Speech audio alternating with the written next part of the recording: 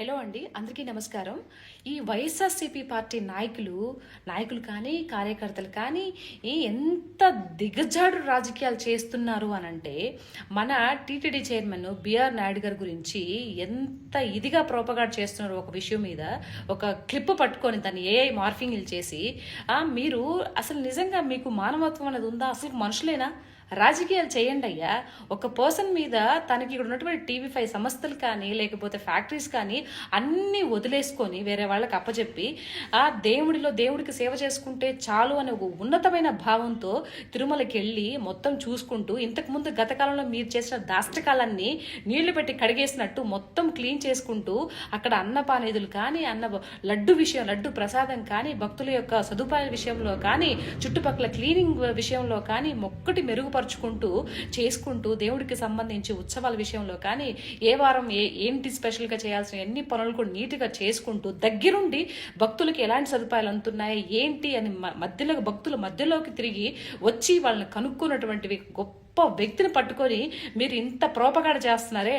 అసలు మీరు మానవ జన్మ ఎత్తారా? మీరు మనుషులేనా? అసలు మీరు ఎందుకు ఈ విధంగా చేస్తున్నారు? మొన్నేమో హెరిటేజ్ గురించి నెయ్యిలో కల్తీ జరుగుతుంది అనేసి చెప్పేసి మాట్లాడారు. ఆ బోత్స గారి చేత ఏదో మాట్లాడిచ్చారు. వెంకటేశ్వర స్వామి ఫాట్మంటూ 2 నెత్తి మీద కొట్టేసరికి ఈరోజు హాస్పిటల్ పాలయ్యారు. ఎందుకు? ఉన్నది లేనట్టుగా లేనిది ఉన్నట్టుగా క్రియేట్ చేసి మాట్లాడడం వల్ల మీకేం ఒరిగేది? ఏం ఒరుగుతుంది?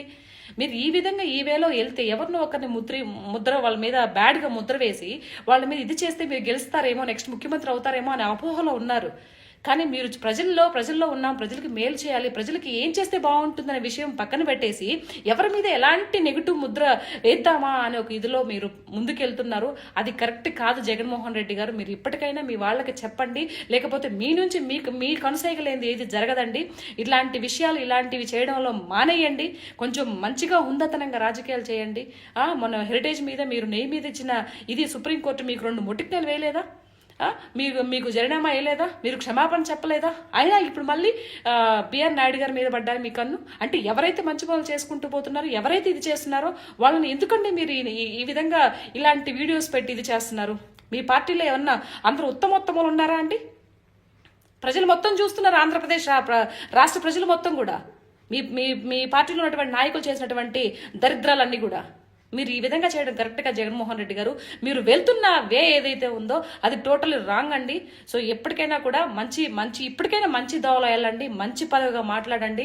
మంచిగా వెళ్తే మీరు గెలవడానికి స్కోప్ ఉంటుందని, గెలవపోయినా పర్వాలేదు, కొన్ని సీట్లే రావడం, ప్రతిపక్ష హోదా అయినా వచ్చేదానికి ఆస్కారం ఉంటుందేమో. కానీ ఇదే వేలో మీరు ప్రతి ఒక్కరి మీద మంచి పని చేసుకున్న వాళ్ళు ప్రతి ఒక్కరి మీద నిందలు వేస్తూ పోతున్నారంటే మీకు హలో అండి, అందరికీ నమస్కారం. జగన్మోహన్ రెడ్డి గారు ప్రెస్ మీట్ పెట్టి మీరు మాట్లాడిన ప్రతిసారి యూ ప్రూవిడానండి. ఎందుకు ఇలా మాట్లాడతారో, ఎందుకు వస్తారో కూడా అర్థం కాదు.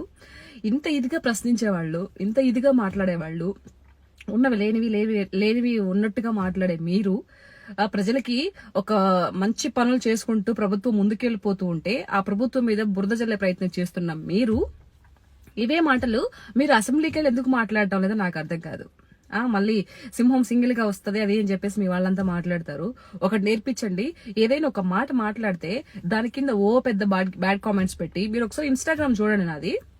నేను ఏదైనా పొలిటికల్ వీడియో పెడితే దాని కింద మీ వాళ్ళకి కొంచెం సంస్కారం నేర్పించండి. మీరు దాని కిందకు వచ్చేసి మాట్లాడిన మాటకి సమాధానం చెప్పకపోగా ఒక లకారంలో ఉపయోగించి మాట్లాడుతుంటారు. ఆంధ్రప్రదేశ్ లో మగవాళ్లే కాదు లేడీస్ కూడా ఉన్నారండి. మీరు పరిపాలన చేయాలి, నెక్స్ట్ ముఖ్యమంత్రి అవ్వాలనుకుంటే ముందు వాళ్ళ భద్రత కూడా, వాళ్ళ గురించి బ్యాడ్ గా మాట్లాడే వాళ్ళు కూడా మీరు వాళ్ళని శిక్షించి వాళ్ళకి అలా మాట్లాడొద్దని చెప్పే బాధ్యత కూడా మీ మీదే ఉంటుంది.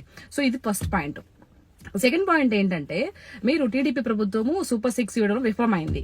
అవును, మరి మీరు సఫలమయ్యారు. మీరు ముఖ్యమంత్రిగా ఉన్నప్పుడు రాగానే సిబిఎస్ రద్దు చేస్తానన్న మీరు చేయలేకపోయారు. తర్వాత ప్రత్యేక హోదా తీసుకొస్తారు అని చెప్పేసి అన్నారు, అది చేయలేకపోయారు.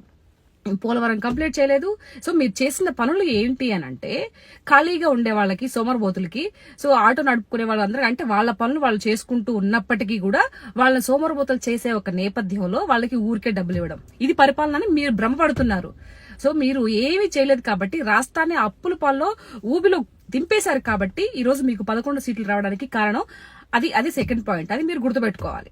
కాకుండా బిల్ గేట్స్ వచ్చారు, వాళ్ళకి టీలు సమోసాలు తీసుకొచ్చిన ఖర్చు కూడా మాకు చెప్పాలి అని చెప్పేసి మీ వాళ్ళ చేత మాట్లాడిస్తున్నారు చూడు. ఇది థర్డ్ పాయింట్. ఇంతకన్నా దౌర్భాగ్యం ఇంకోదేముండదు. దావోస్కి వెళ్ళి మేము అక్కడికి వెళ్ళి మాట్లాడాలి, కంపెనీస్ తీసుకురావాలి, పెట్టుబడులు తీసుకురావాలి, మాట్లాడే ఆలోచన మీకు లేకపోగా అక్కడికి వెళ్తే చలి వచ్చేస్తుంది, చలి గడ్డగట్టిపోతాము అని మాట్లాడించిన మీ మంత్రులు, మాట్లాడేటువంటి మీ పార్టీ మంత్రుల గురించి మాట్లాడాలి మీరు. ఇది ఫోర్త్ పాయింట్.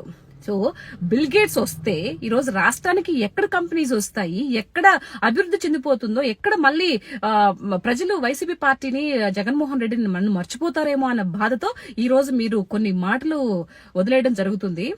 రాజకీయం చేయండి సార్, మరి ఇంత అబద్ధపు రాజకీయాలు చేయకండి. ఆ రాష్ట్రము మంచిగా అన్ని పథకాలు ఇచ్చుకుంటూ అన్ని చేసుకుంటూ రాష్ట్రానికి కంపెనీస్ ని పెట్టుబడి తీసుకొచ్చే పనిలో నిమగ్నమై ఉంటే ఇలాంటి మాటలు మాట్లాడడం ఎంతవరకు సబబు? మీకు నాకు చూడ ప్రజలకి సేవ చేయాలనే ఒక భావన లేనట్టుంది. అంటే ఎంతసేపటికి పదవికాంక్ష ఉంది తప్పితే ప్రజలకు ఇది చేయాలి అనే భావన మీలో ఎట్టు కనిపించడం లేదు. కాబట్టి ఇలాంటి మాటలు మాట్లాడుతున్నారు. సో ఇప్పటికైనా ఇలాంటి మాటలను హలో అండి, అందరికీ నమస్కారం. రాజకీయాలు చేయొచ్చు, కానీ మరి ఇంత దిగజాడు రాజకీయాలు చేయడం ఎంతవరకు సబబండి? అంబంటి గారు, మీరు ఇంతకు ముందు ఒక ఎమ్మెల్యేగా పనిచేశారు. మీరు ఎక్కడున్నారా, ప్రజల్లో ఉన్నామా లేకపోతే ఎక్కడున్నామా అనేది ఆ మాత్రం విచక్షణ కోల్పోతారండి మీరు. నోటికొచ్చినట్టు ఏ మాటలు వస్తే ఆ మాటలు. మీరు ఎట్లా మనిషికి ఎట్లా వాల్యూ ఇవ్వరు? అతనికి ఉన్నటువంటి పొజిషన్ గురించి అయినా మీకు వాల్యూ ఇచ్చారా? అతను మీరు మాట్లాడిన మాటల వ్యక్తి ఎవరండి? ఒక రాష్ట్రానికి ముఖ్యమంత్రి. అలాంటి వ్యక్తిని పట్టుకొని మీకు ఇష్టానుసారంగా అలాంటి బూతులు మాట్లాడతారా? రాబోయే తరానికి మీరు ఏం చెప్తున్నారు? అలాగే మాట్లాడమని చెప్తున్నారా? మిమ్మల్ని చూసి ఏం నేర్చుకోవాలి? సిగ్గుగా అనిపించట్లేదు మీకు? మీకు చదువు నేర్పించే సంస్కారం ఇదేనా? మీ పేరెంట్స్ మీకు నేర్పించిన సంస్కారం ఇదేనా? ఇష్టానుసారంగా మాట్లాడతారా మీరు? మేము ఏది మాట్లాడడం మాకు సరిపోతుంది, మా వెనకాతల ఒక పెద్ద ఇది ఉంది అని అనుకుంటే అది మీరు అపోహ. జగన్మోహన్ రెడ్డి గారు, మీకు ఒక విషయం విన్నవించుకుంటున్నామండి. ఇలాంటి వ్యక్తులకి మీరు ఎంత దూరం చేసుకుంటే, మీరేదో పాదయాత్ర ఏదో యాత్రలు చేస్తున్నారు కదా, ఇలాంటి వ్యక్తుల్ని ఎంత తొందరగా మీరు దూరం చేసుకుంటే అంత తొందరగా మీరు అనుకున్న గోల్కి రీచ్ అవుతారు. లేదు ఇలాంటి వ్యక్తులు, బూతులు మాట్లాడే వ్యక్తులను పెట్టుకొని మేము ప్రయాణం చేస్తూ ఉంటాం అనుకుంటే మీరు అనుకున్న గోల్ ఎప్పుడు రీచ్ అవ్వలేరండి. మీరు పప్పులో కాలు వేస్తూనే ఉంటారు. సో మీకు సగర్వంగా నేను విన్నవించుకుంటున్నాను. ఇది ఇలాంటివి ఇప్పుడు మాట్లాడండి. ఇప్పుడు ప్రెస్ మీట్ పెట్టి మాట్లాడండి. ఇప్పుడు ఈవిడ వస్తుంది, ఎవరు? రోజా. ఆవిడ వస్తుంది, ఇప్పుడు రాదు. ఇలాంటి మాటలు మాట్లాడినప్పుడు రాదు ఆవిడ. ఇంకేదో జరిగినప్పుడు లేనిది కూడా ఉన్నట్టు చెప్పడానికి తెగ మేకప్ వేసేసుకొని లిప్స్టిక్లు కొట్టేసి వచ్చేస్తుంది. ఏడీబీలు రోజక్క ఇప్పుడు మాట్లాడవా నువ్వు? ఎవరైనా వ్యక్తి గురించి దుర్భాషలు ఆడినప్పుడు మరి ప్రజాస్వామ్యంలో ఉన్నావు కదా, నువ్వు మాట్లాడాలి కదా. మనం ఎందుకు మాట్లాడతాం? మనం మాట్లాడడం అంటే మీ వాళ్ళకి ఒక న్యాయము, ఎదుటి వాళ్ళకి ఒక న్యాయమా?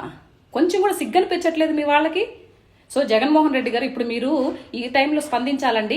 మీరు ఏదైతే బాబు గారిని ఉద్దేశించి ఆ వ్యక్తి అంబంటి గారు అసభ్యకరంగా పదజాలంతో మాట్లాడారో మీరు అతన్ని ఖండించాలి. మీ పార్టీని సస్పెండ్ చేయాలి.